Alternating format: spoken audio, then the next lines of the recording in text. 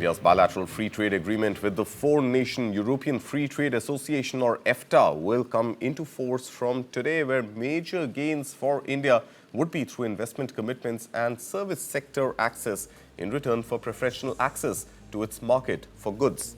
The agreement with EFTA, which includes Switzerland, Iceland, Norway and Liechtenstein, was signed on March 10th last year, 2024, and is officially called the Trade and Economic Partnership Agreement or TEPA.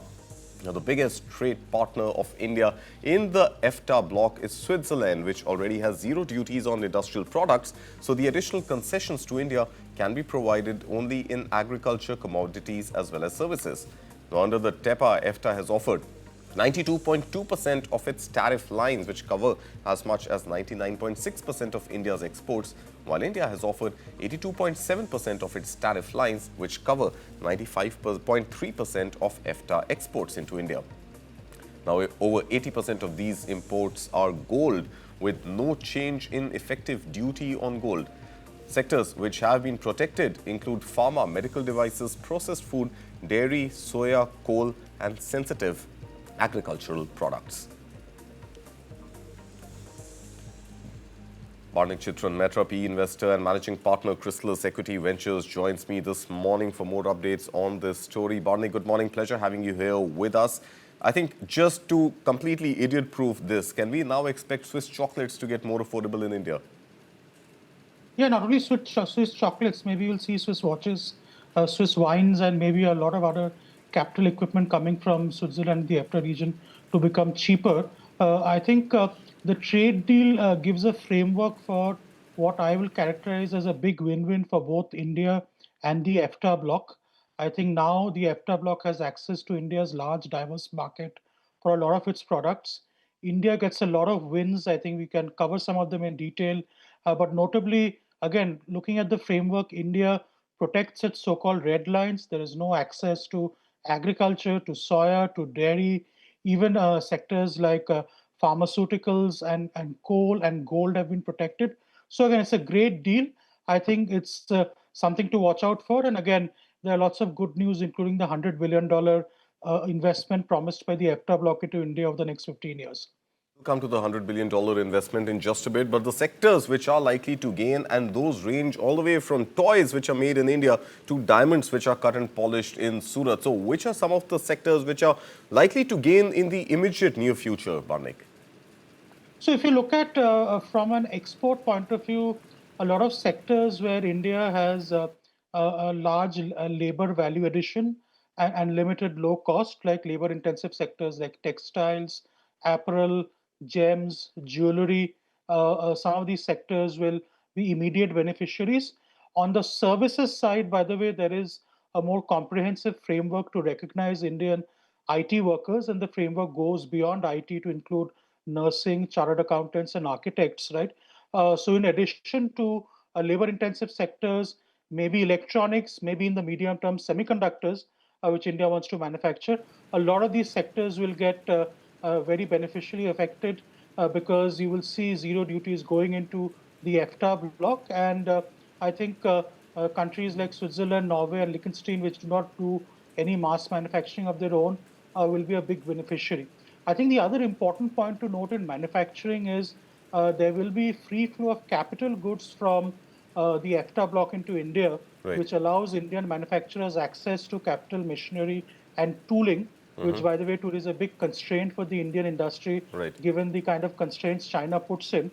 So for Indian manufacturing, this is a big boon, not only in terms of opening up new markets, but also giving it access to technology and capital goods, which allows us to produce world-class export-worthy goods and services, which can be then exported and consumed in markets like EFTA. All right. And are we also looking at some transfer of technology, especially in the high precision, let's say you mentioned tools, but in the high precision manufacturing, are we also expecting some technology transfer to happen to actually make Indian manufacturing competitive, to be able to service the markets which now open up through this FTA? So I think the most important thing is the biggest constraint faced by a lot of sectors in India, notably electronics, semicon, is the access to tooling, right? The largest market which produces tooling equipment is China, and after that in Europe.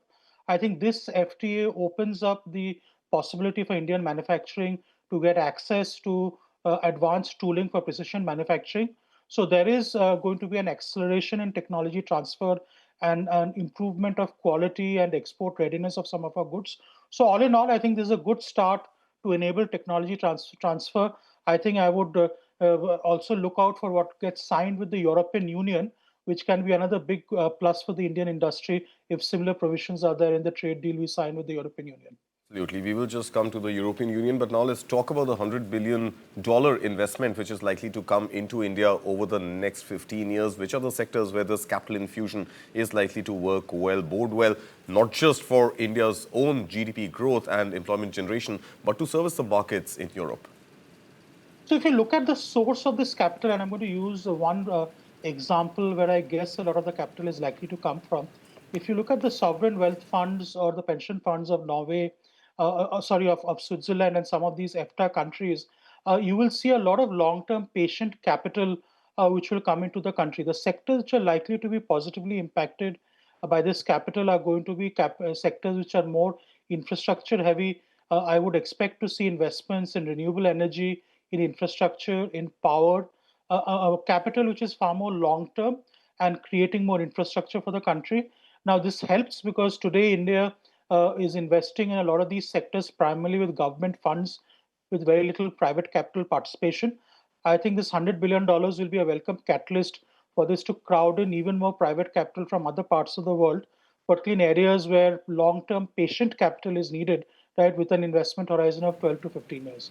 All right, so patient capital is what is likely to come in with a horizon of about 15 years or so. Now, you were talking about the deal with EU, which again is likely to be signed by end of this year. Barnik, so how important a landmark do you think this India-EFTA deal is to pave the way for the India-EU free trade agreement? I think it's just a sign pointing in the right direction, right? I think the fact that we've not only signed this deal last year in March, but have been able to operationalize this deal within 18 months of signing, which I think is a record for any trade deal, I think would give a lot of confidence to our European Union counterparts that India is serious, is here to do business, and will honor its commitments it makes to its trading partners. So I would only see this as a positive sign for trade deals we sign not only with the European Union in the future, but also likely a trade deal with Canada and other nations which are negotiating with beyond the American trade deal, which seems to capture far more headlines than it should. Okay, so let's talk about the one which is capturing all the headlines and the India-US trade deal. What's the likely way forward on that one, Barnik? Because the meetings in Washington did not seem to really end in anything conclusive, so to speak. So I think you have to remember that the administration in Washington, I'm in the US right now, is now caught up in its own battles, right? As of a few minutes from now, the US government will move into official shutdown. So there are many things going on here, and I don't think that the administration here has a very focused, concerted approach to doing these deals. I think it's a little bit of an attention span issue. There will be a period of time when suddenly the Americans will want to do trade deal with India, come up and use some threats. So I think I'm not very hopeful of something happening in the near term. I think India will continue to hold on to its red lines, which it has done with EFTA, with the UK trade deal, and will do with the European Union trade deal. Maybe the Americans in a few quarters will come to their senses and see that it's best to do a trade deal with India, given that the rest of all of the G7 countries will have concluded a trade deal by then. But I'm not very hopeful of the bilateral trade agreement getting finalized this year, as was the original hope 3 4 months back, because in general the trade talks, as per my sources, have been inconclusive. No major breakthroughs have been reported, at the administration is now gone its own battle with a government shutdown and a lot of other things happening locally, domestically, and internationally. Right, so that deadline for the shutdown, like you mentioned, is just a few minutes away from now. What really happens if the shutdown does go ahead and if the US government does shut down? What happens from there? How does the country operate, Barnik? So, the meaning of a federal shutdown in the US means that all what I would say not critical federal workers go on to something called a furlough, which means they go on to leave, and federal workers who are essential continue to work but work without pay till the government reopens and they are given back pay. It does not have a big effect if the shutdown is short, right? Historically, the shutdowns have lasted 10 to 15 days. Though the last shutdown under the same president in 2018 went on for 43 days. I think the bigger implication is the threat issued by the White House that if the government does shut down in 17 or 18 minutes from now, he will actually use it as a way to fire a lot of federal workers and cut down on programs. That is likely to throw a lot of domestic programs in chaos. So this time shutdown will be very different from the shutdowns we've seen in the Bill Clinton era or even in 2018. This should lead to a lot more chaos because you have a reasonably strong-willed White House occupant and a Republican Party which is You're putting that, not Barnik. willing to also change. So lots of things. I think more chaos abound here going forward. Right, so it's going to be a busy time, of course, and we here at News9 will continue to track that US shutdown as it comes into effect in just a few minutes. But on that India FTA, very important development. Barnik, thank you so much for your time and your input.